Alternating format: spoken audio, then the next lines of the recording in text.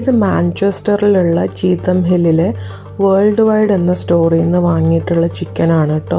അപ്പോൾ ഈ ചിക്കന് വലിയ പ്രത്യേകതയൊന്നുമില്ല, ഹലാലാണെന്നുള്ളൊരു കാര്യം മാത്രമേ ഉള്ളൂ. അപ്പോൾ നമ്മൾ ഈ ഹലാൽ ചിക്കൻ വാങ്ങാൻ കൂടുതൽ പെട്ടെന്ന് കിട്ടാൻ സൗകര്യമുള്ള സ്ഥലങ്ങളാണ് പാകിസ്ഥാനി ഇന്ത്യൻ സ്റ്റോറുകൾ. നമ്മുടെ സാധാരണ സൂപ്പർ മാർക്കറ്റ്സിനെ അപേക്ഷിച്ച് കുറച്ചുകൂടെ അവൈലബിലിറ്റി കൂടുക ഇത്തരത്തിലുള്ള സ്ഥലങ്ങളിലായിരിക്കും. അപ്പം ഈ ഒരു സ്റ്റോറിലെ കാര്യം മാത്രമേ എനിക്കറിയുള്ളൂ. എല്ലാ ഇന്ത്യൻ പാകിസ്ഥാനി സ്റ്റോറുകളിലും ഇങ്ങനെയാണോ എന്നറിയില്ല.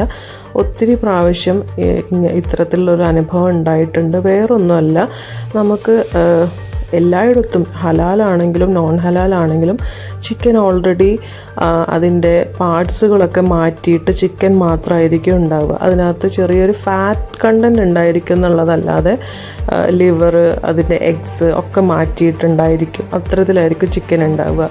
അപ്പം അത് ഇവർ ഈ ഫാറ്റ് ഒഴിവാക്കുക, അല്ലെങ്കിൽ നമുക്ക് ഈ ചിക്കൻ ഹോൾ ചിക്കൻ ആയിരിക്കും. അപ്പോൾ നമുക്കത് അവർ ഫ്രീ ആയിട്ട് അവരത് മുറിച്ച് തരും. അപ്പോൾ ആ മുറിച്ച് തരുന്നതിൻ്റെ ഇടയ്ക്ക് ഫാറ്റ് കട്ട് ചെയ്യുക എന്ന് പറഞ്ഞിട്ട് അവർ ഫാറ്റ് കൂടാതെ കുറച്ചുകൂടെ കോഴിയുടെ കഷ്ണം കൂടുതലായിട്ട് എടുക്കുന്നതായിട്ട് ഫീൽ ചെയ്തിട്ടുണ്ട്. ഈ ഒരു സ്റ്റോറിൽ നിന്ന് മാത്രമേ ഞാൻ അങ്ങനെ കൂടുതലായിട്ട് സ്ഥിരമായിട്ട് വാങ്ങിയിട്ടുള്ളൂ. എല്ലാ സ്റ്റോറുകളും ഇങ്ങനെയാണെന്ന് ഒരിക്കലും അറിഞ്ഞുകൂടാ.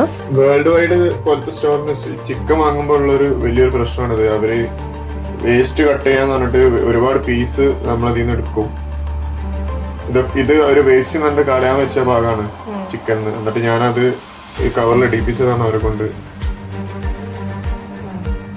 അപ്പൊ വേൾഡ് വൈഡ് ഉള്ള സ്റ്റോറുകളിൽ പോയി ചിക്കനും മീറ്റൊക്കെ മേടിക്കുന്ന സമയത്ത് എല്ലാവരും ശ്രദ്ധിക്കാം.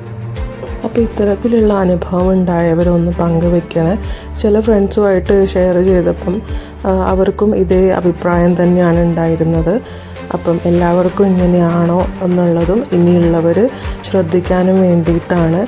അപ്പം ഒത്തിരി തവണ വീട്ടിൽ വന്നിട്ട് സ്വന്തമായിട്ട് മുറിച്ചെടുക്കാനൊക്കെ ശ്രമിച്ചിട്ടുണ്ട്.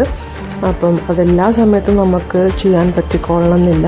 എന്തു തന്നെയാണെങ്കിലും നമ്മൾ ശ്രദ്ധിക്കുക. ഒന്നുകിൽ അവരുടെ അടുത്ത് ചുമ്മാ കട്ട് ചെയ്ത് തരാൻ പറഞ്ഞിട്ട് ഫാറ്റ് നമ്മൾ തന്നെ കളയുന്നതായിരിക്കും ഏറ്റവും നല്ലത്. അപ്പോൾ ഇത്രയേ ഉള്ളൂ. Thank you so much for watching everyone. I will see you on next video.